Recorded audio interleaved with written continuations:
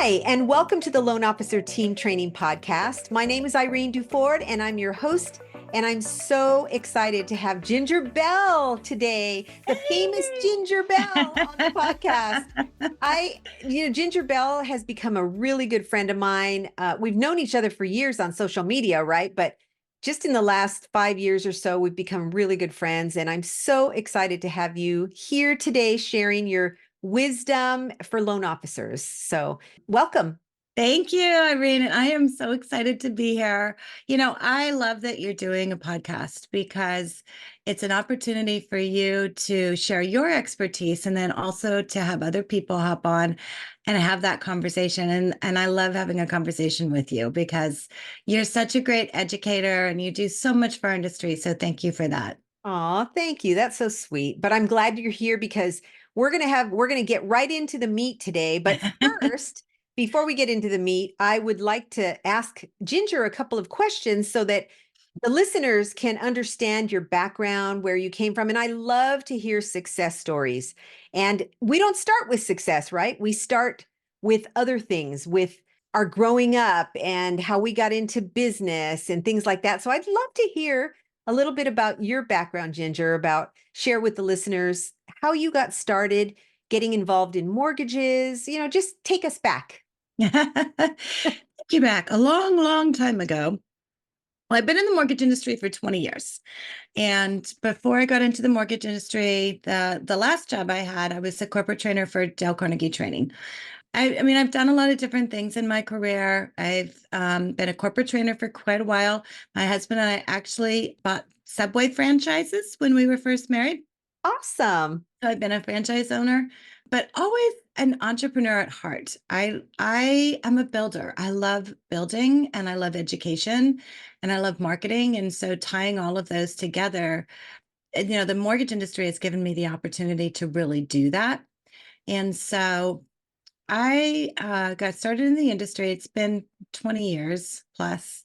I had a friend, so probably like a lot of people get involved in the mortgage industry. Somebody calls up and says, "Hey, can you help out doing this?" And that's what happened. A good friend of mine, Tom Tuff, he was an underwriting manager for a wholesale lender and needed some help in creating some proficiencies in marketing and training. And so I got started in wholesale and loved it, fell in love with the industry because there was so much to train on.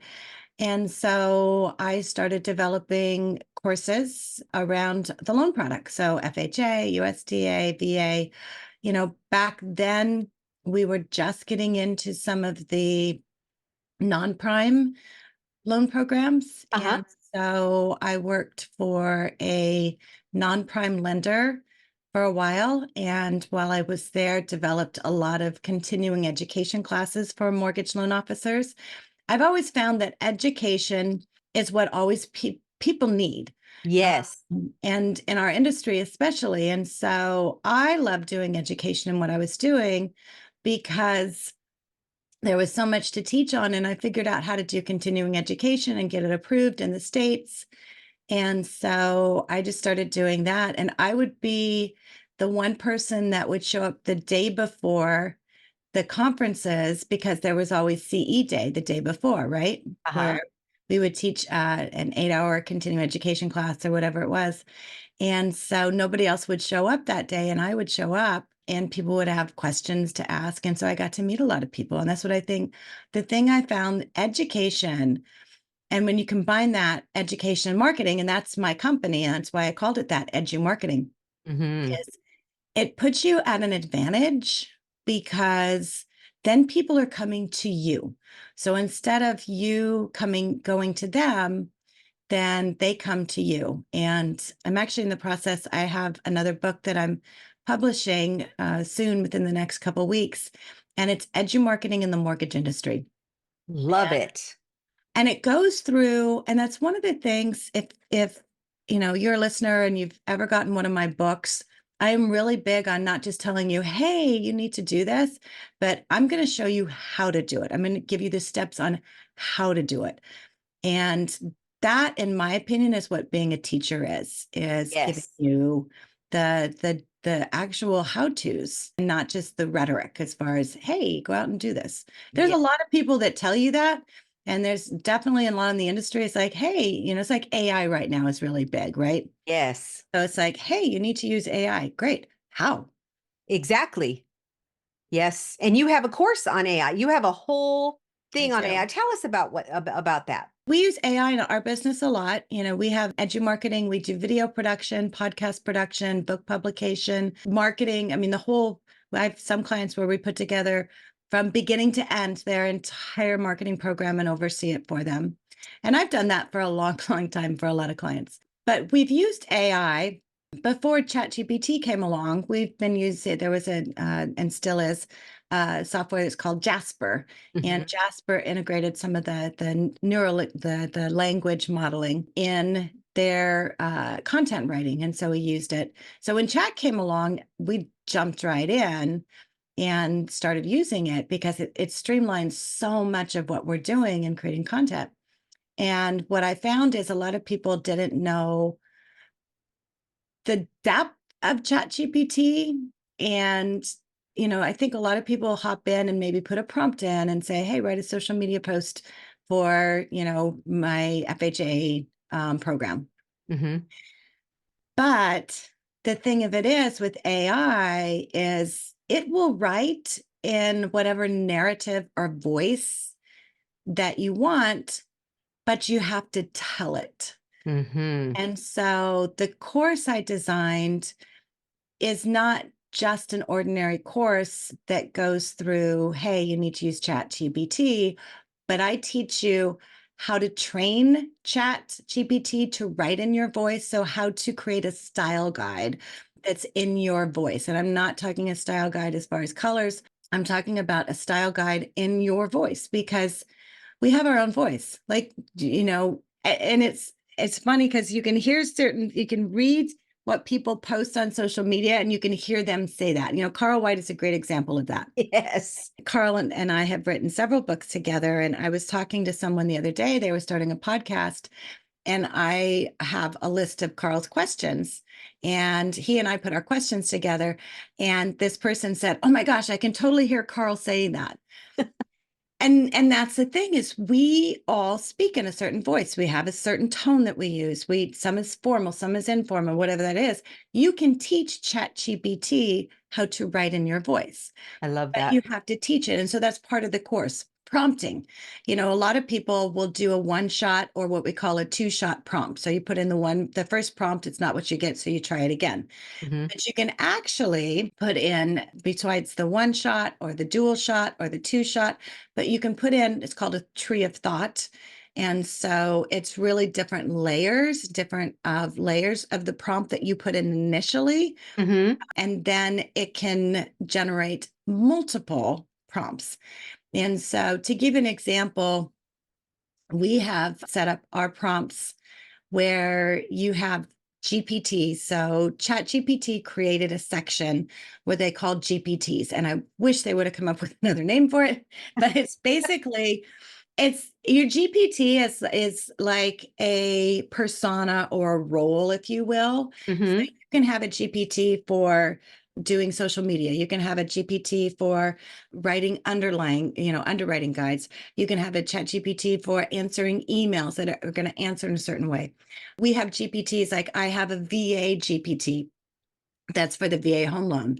And I've uploaded the VA lender's handbook into this GPT. So it always pulls information from there. Ah. And like for our clients, we set up a GPT for each of our clients. And into it, we upload all of their licensing information, their websites, all of their social media URLs. We upload their style guide, so writing in their voice. We upload their NMLS number. And so everything is already loaded in the back end of this GPT. And then we load prompts in there that are specific to them. So all we have to do is hit one prompt. And honestly, with one prompt, it'll generate every single piece of marketing material you need for the week. And it includes your NMLS number. So you don't have to put anything in. It's just all in there. And Amazing. that's the thing that people don't realize. The power of GPT is not in the prompting. the power in GPT comes in your customization Mhm. of your GPT and how you use it. That's what's so cool. So the course teaches that.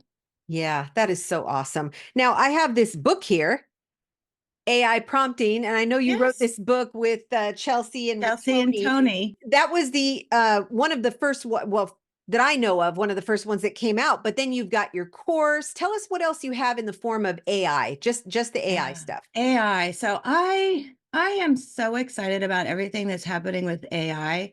I mean, first of all, to be able to live in a time of such a huge change that is happening, this will never happen again. Yes, You know what? We've been through a lot of changes in our life. I mean, I grew up with black and white TV. where me too. yeah, you had to turn the channel, you had like 6 stations and that was it. And it Yep. went off at night where you would hear the national anthem, Yes, and then at it would 10 go, o'clock or midnight or something like yeah, that. midnight, whatever. None of us were ever up that late, but Yeah. and then you would have nothing except static during Yes. that time, and then we'd come back on in the morning. I mean, grew up with that to where we have color TV, and then we have cable TV, and then I mean, everything from radio to what we've had with LPs, with cassettes. I mean, all of that we've been through, Yes. and then the internet, and then cell phones, and it's like, my gosh, what we have seen in our lifetime has been phenomenal. It has been. It's amazing. It's amazing. And so where we're at right now with AI is even more amazing because it's like electricity. It's like there's so many areas it's going to have an impact on our lives, and I mean, it's going to change, it's going to evolve. It's like so fast. And so I'm so excited about everything that's happening right now. So what I've done is just said, okay, let's try and make this a little bit easier. I'm an organizer, I'm an educator.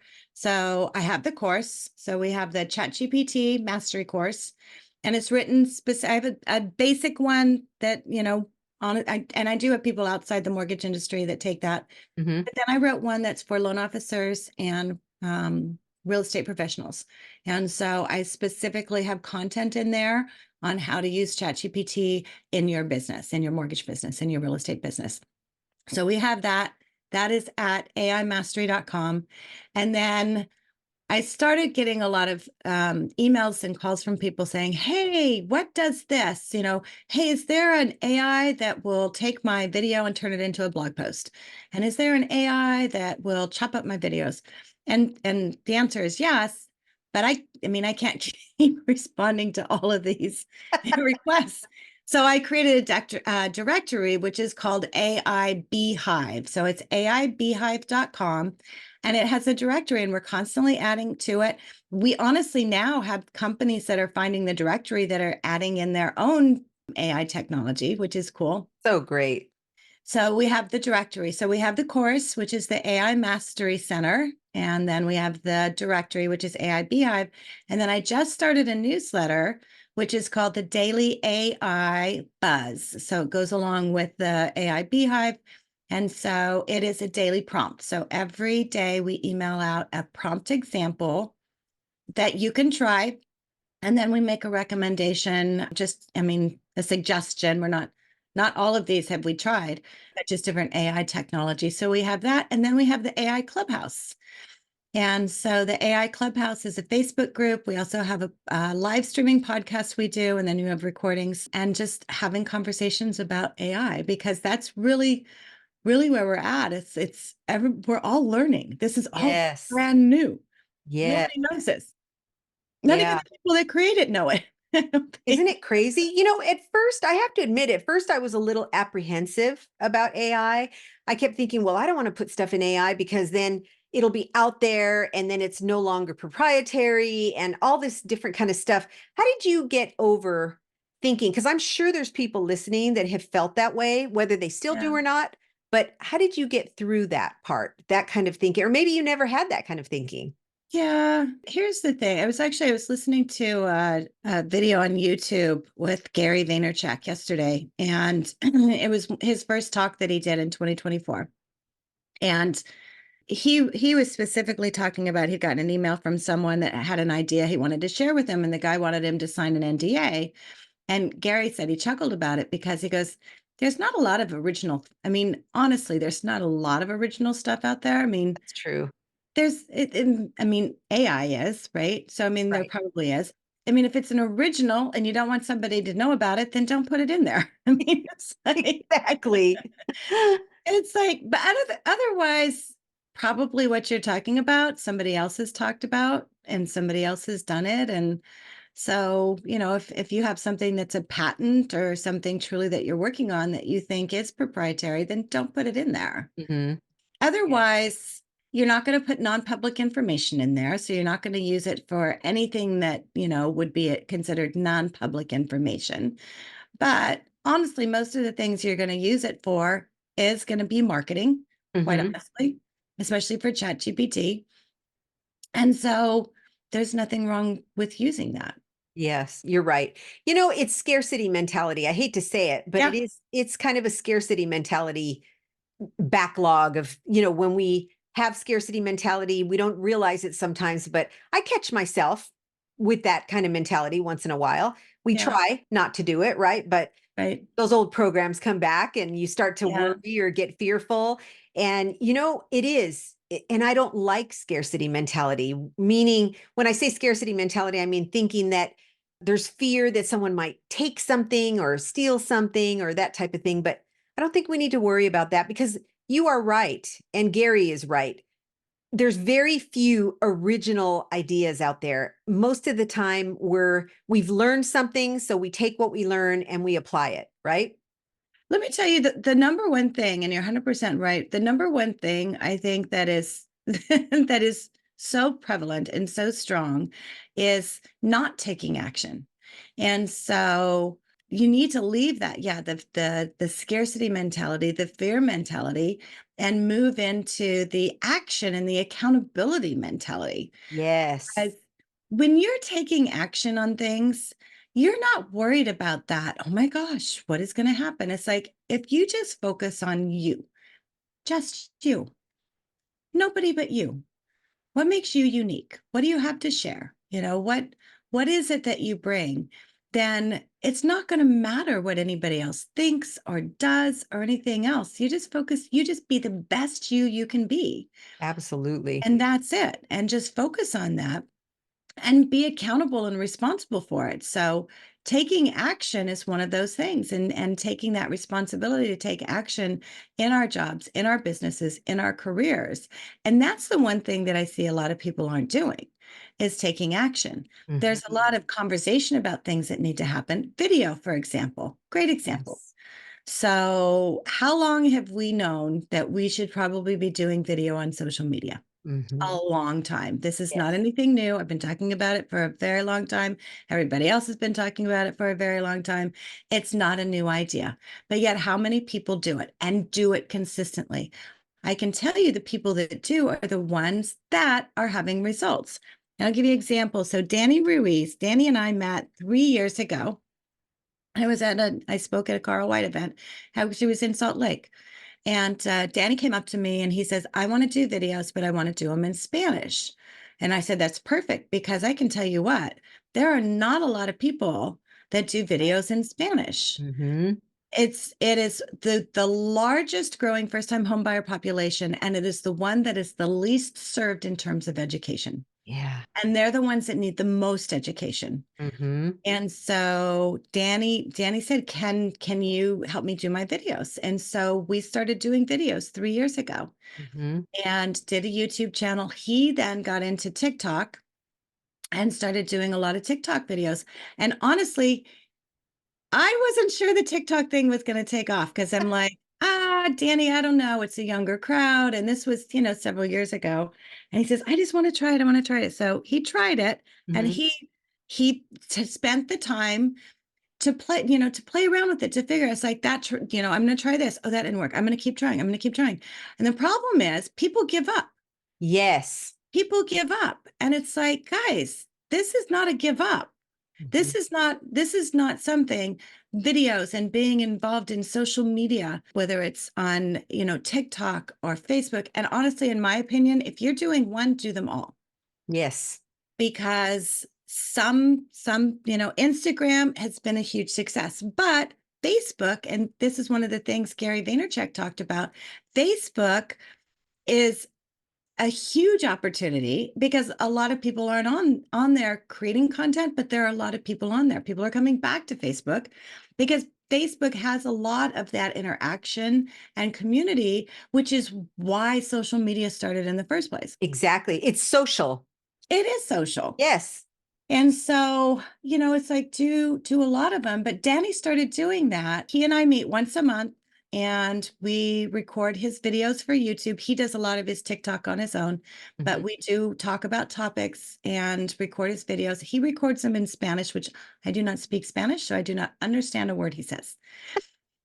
But it doesn't matter. It's okay because we edit them in Spanish and I have someone who does that for us. And then we put them on his YouTube. And I was talking to him, we were talking about education, and I was asking him something about what kind of educational programs he was doing, and he's just focusing on consumer. And he told me, he says, Ginger, all of my business, whether it's from consumer or from realtors, comes from everything that I've been building in terms of video over the last 3 years. He had a realtor who he had never talked to, but has been following him on his videos and called him with 3 referrals in one day. That is And awesome. he's never met him. Never met him. Made a phone call to him, never met him. But this guy has seen him and seen him and seen him and seen him to the point that he built Yes. trust to the point that he'd never had a conversation with Danny, but yet he was able to call Danny and give him not one, not two, but 3 referrals. That's amazing. And Danny had never met them. But Yes. yet people will say, oh, I don't know if it works. Oh, it's not working for me. I don't know if I'm getting any business off of it. You are getting business off it. If you're doing it consistently, you're getting business off. And I know because, in fact, I just had a phone call from someone yesterday who called and said, hey, we want to hire you to do training and then some video production for all of our loan officers.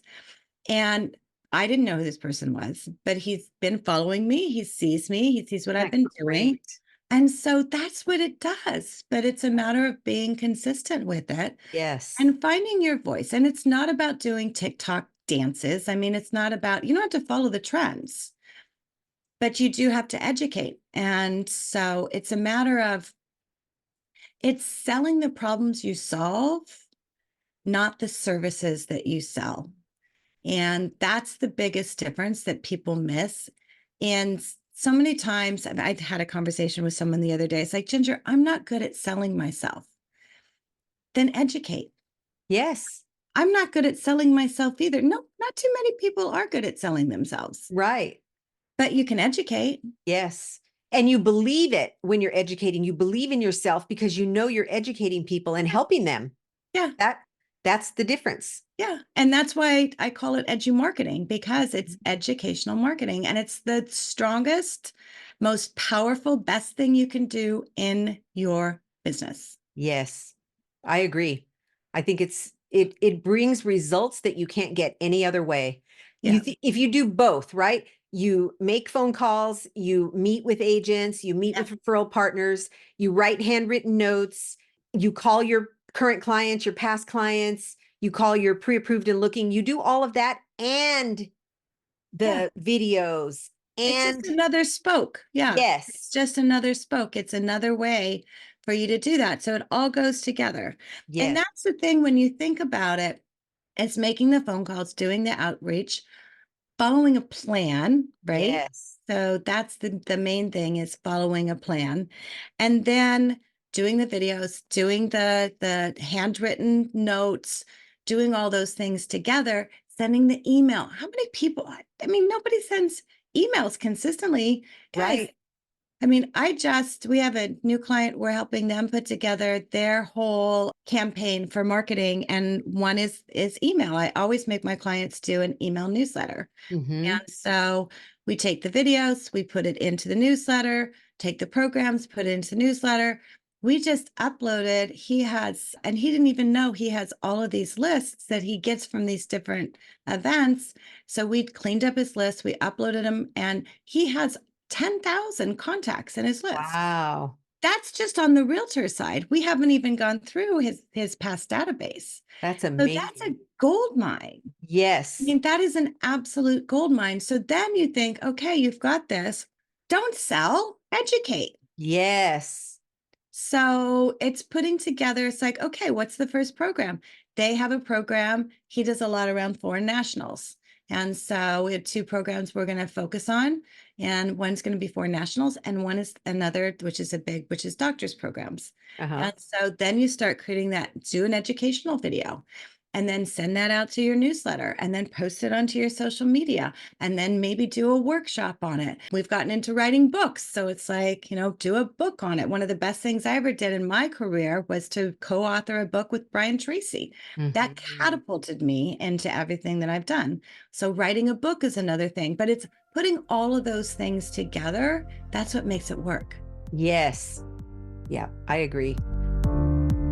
Are you holding off on training your loan partners, your loan assistants, your team members, and support staff on how to wow your clients?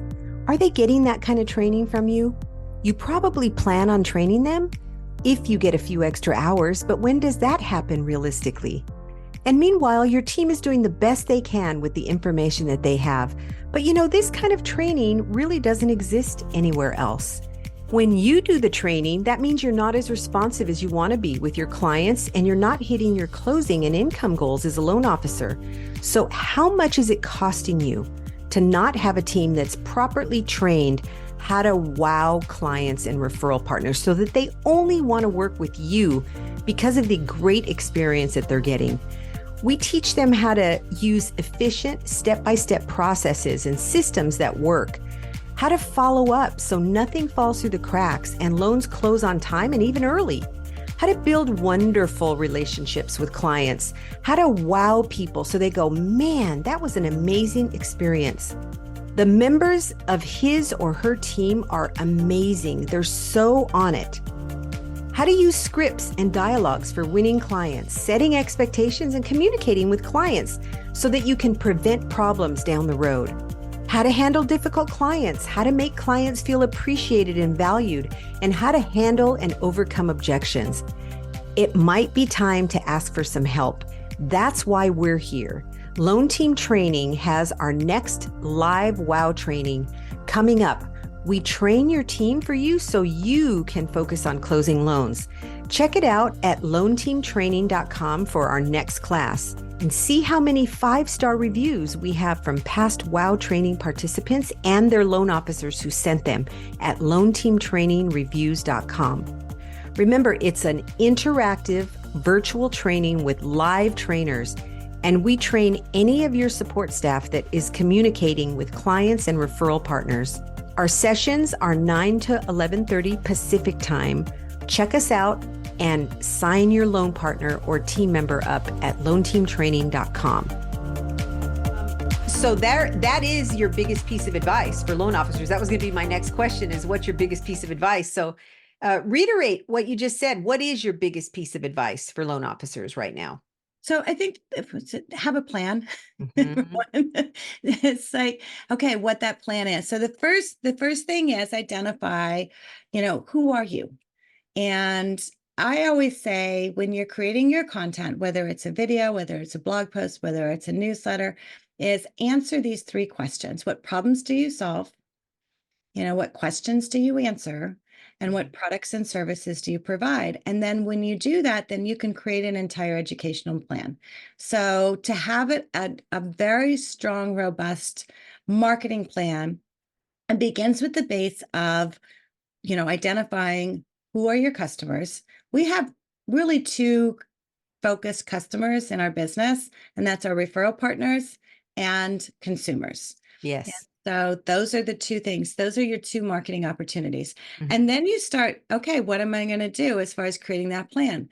What we do, and I do this in ChatGPT, and I have an entire prompt. It's in my ChatGPT mastery course for real estate and loan officers.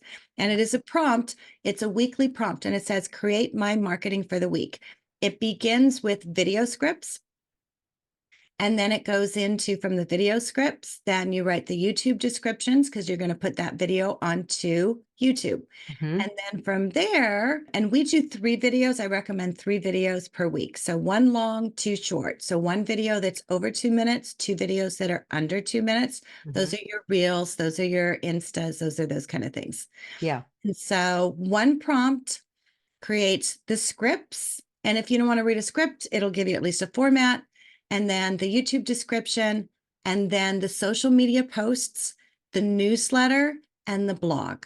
And so, hitting on all of those things, what we do is you put one prompt in, and the prompt is set up that it says, I will give you the topic for this week. And then I want you to go and create all this content. So, you put the Mhm. prompt in, and then you put in one topic. So let's say we're going to talk to first-time homebuyers about how much money they need for a down payment. You Mhm. put the topic in, ChatGPT immediately starts producing all the content. So because I have this prompt set up, it's going to put the video scripts, and then from the video scripts, and it's going to put the YouTube description. So all you have to do is record 3 videos, one That's long, 2 short, and then all of the rest is put together. So Mhm. it's having a plan and then implementing the plan consistently. Mhm. Same way every time, right? Consistently. Yeah, and I mean, sometimes if it's something's not working, you can tweak it a little bit, but you Mhm. have to give it time. So many people, they get started on something and they don't do it consistently, and video is a big one for that. Yes, And then if they only do it for a while, so oh, I do it for 3 months, like it's not working. It's like it does work, it but you does. have to work. Yes, yes. So And I think that's part of it. when I say same way every time, I mean the process is the same Yes. way. You Yeah. follow the plan all the time. That's what Yeah. I meant by same way every And time. then you can add to it. And so you can add to it. And then the other thing is outsource. So Yes. many people say, "Oh, I can't afford to do that." It's like, yes, you can. I mean, it's like you spend money on silly things all the time. Yes. Like, when was the last time you went to Starbucks? Uh-huh. When was the last time you ordered from Uber Eats? When was the last time? It's like, yes, you can. And it's an investment in you, it's an investment in your business. Yes. And so it's a matter of taking and making that investment work for you. And that's really what it is. So if you don't have the skill set to do it and you feel like you want to do it, then learn how to do it. Mhm. But if you don't want to learn how to do it, then outsource it. Don't say, I'm not going to do this. Just outsource it and get it done. And that's the main thing. Yeah. I learned from a mentor a long time ago. Haven't always been great at it myself because I'm going to just be transparent here because everyone makes mistakes, right? But one of the things I learned is that when times are tough, whether they're tough or not, if you're going to cut from your personal expenses, not your business expenses that Yes. are bringing money in the door. Yeah. Yeah. So, like you said, Starbucks, Uber Eats, things that we don't have to have, Yeah. that's where we cut instead of cutting from our business expenses. Because the business expenses are feeding the golden goose. Yeah. And, so I had a client who had gotten started the podcast. We did a book for him, put his book on Amazon. He became a bestseller, and he didn't do the follow up on it that he should have as far as promoting it. And then he said, "Oh, I need to stop. I just don't have the money to continue to do the podcast and everything right now." And so he stopped doing it. But what's funny is he didn't stop spending money on things, and I know that because I helped him to put his information onto Amazon, and so it's like the silly things I know he was still getting.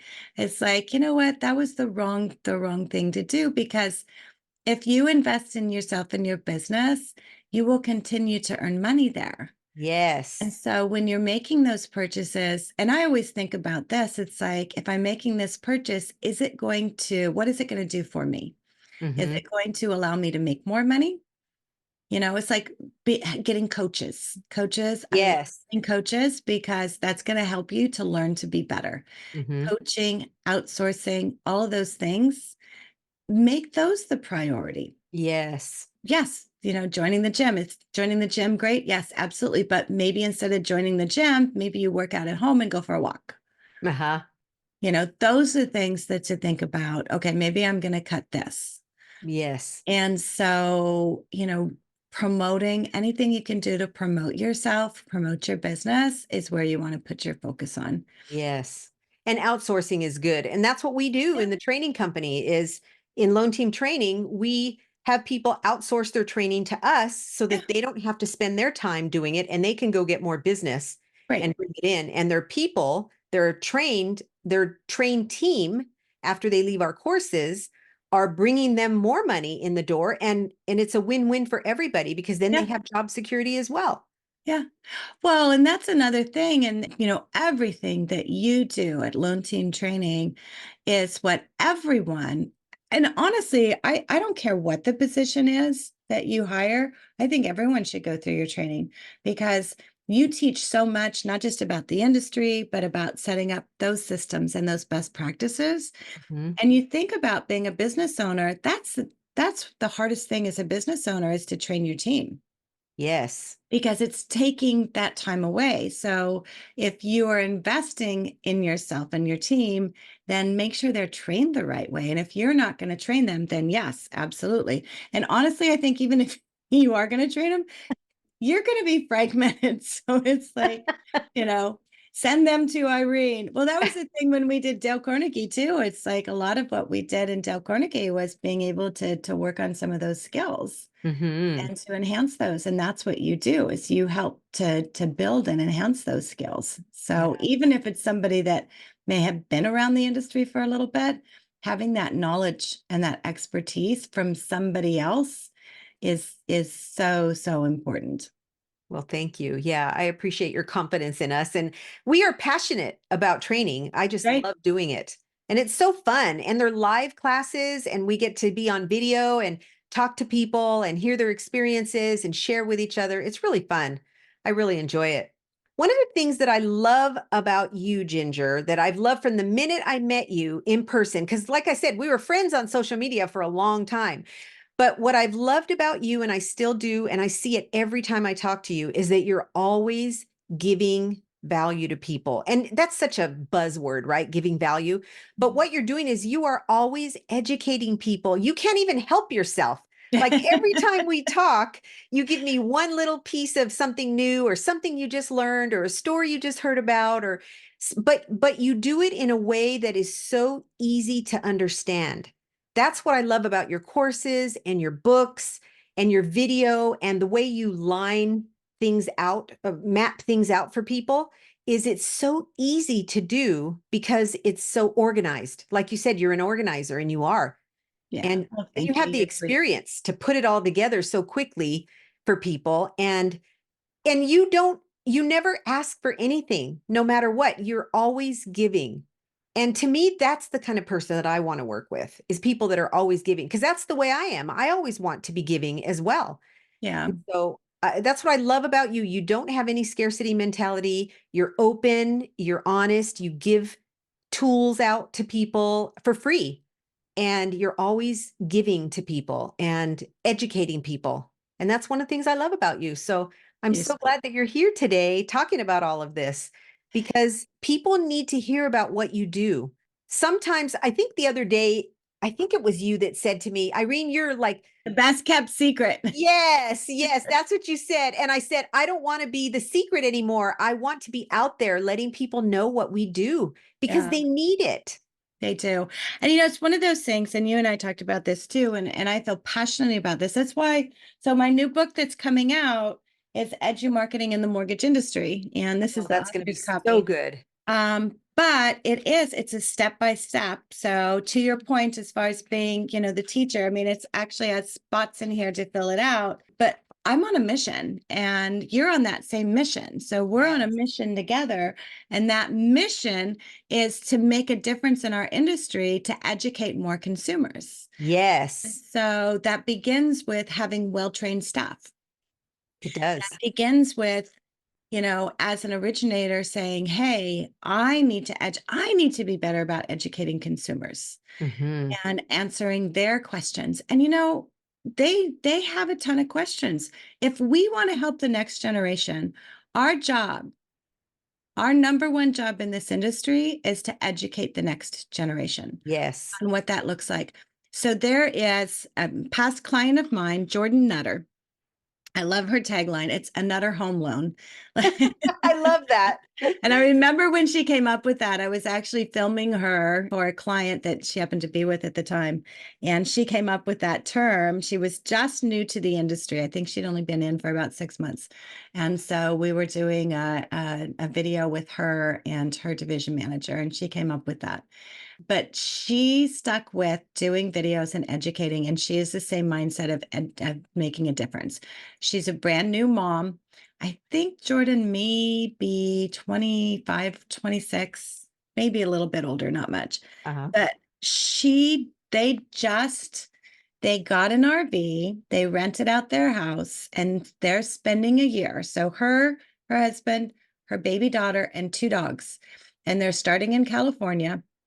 They wrapped their RV, and their goal is educating across America to be able to build homeownership.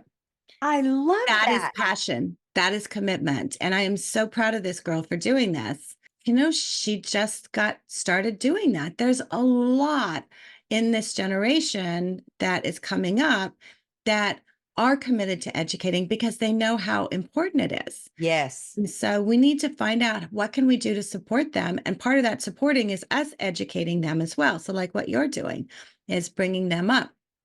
And I think that's they're eager, they're interested. And so it's our job is to be able to lay the foundation and answering some of those questions through education. Yes. Thank you so much for being here today, Ginger. Thank I think you. I think anybody listening to this has gotten some really good tips and tools and things that they could use. And we're going to put in the show notes all the resources that you talked about and things that you do. But my last bit that I want to say here is what I've noticed about working with Ginger is that she not only has all these laid out plans and tools and resources and it's all done for you, and or she can do it if you want, her company can do it for you, so you have either or. But the good thing about it is that you always end up getting ideas. So not only do you have everything mapped out about what you can do as a resource, but if someone comes to you with an idea, you always say, yeah, that sounds like a good idea. Let's make that happen. We'll figure it out. Let's figure it out and make that happen. And then pretty soon you have another thing that you can do. And not very many people do that. Some people have their plan and that's all they offer. And there's not a whole lot extra. But I love the fact that people come to you with an idea and say, what do you think? Or I have this thought that I'm thinking about. And then you come up and help them with another idea. And Yeah. then that turns into something really big for them. So that's one of the things I love about you. And I just want people to know that there's a lot of people listening that already know you because you're famous in the mortgage industry. There's some people that may not know you yet. And I want them to know that about you. So if you have an idea, go to Ginger and she'll help you figure it out, as well as all of the other resources that she has. So thank you again for being here, my friend. And Thank I'm just you. so appreciative of our friendship and for all the things that I learned from you. Every time I talk to you, I learn something new. Well, So thank you. And thanks for all you're doing. thank you. So everybody have a great day and enjoy every minute of it. Thank you for joining us today on the Loan Officer Team Training Podcast with Ginger Bell. We appreciate you being here. And if you got any value out of this, which I know you must have because Ginger's amazing, would you please share it with other loan officers and other business owners that you know? That would mean the world to me. I would really appreciate it. So have an enjoyable day.